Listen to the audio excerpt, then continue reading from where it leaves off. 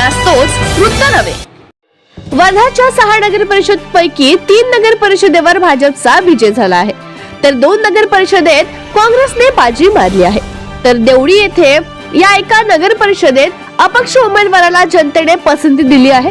पालकमंत्री पंकज भोयर यांच्यासाठी प्रतिष्ठेची असलेली वर्धाची लढत लक्ष वेधून घेणारी ठरली.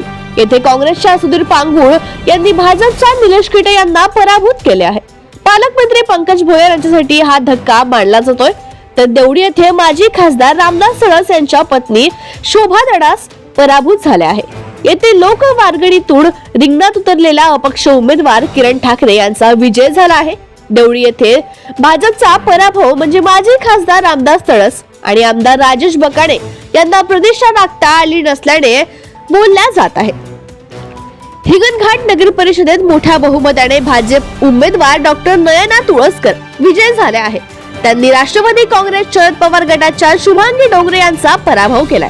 येथे आमदार समीर कुणावर यांना नगर परिषद राखता आली असेच म्हणावे लागेल. आर्वी येथे भाजपच्या स्वाती गुल्हाणे यांनी काँग्रेसच्या अंजली जगताप यांचा पराभव करून विजयश्री खेचून आणलाय.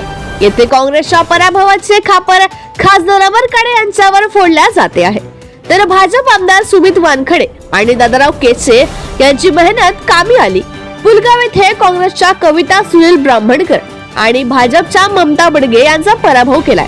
सिंधी रेल्वे नगर परिषदेत भाजपच्या राणी स्नेहल कलोडे यांनी राष्ट्रवादी काँग्रेस शरद पवार गटाच्या सुनीता करोडे यांचा पराभव केलाय.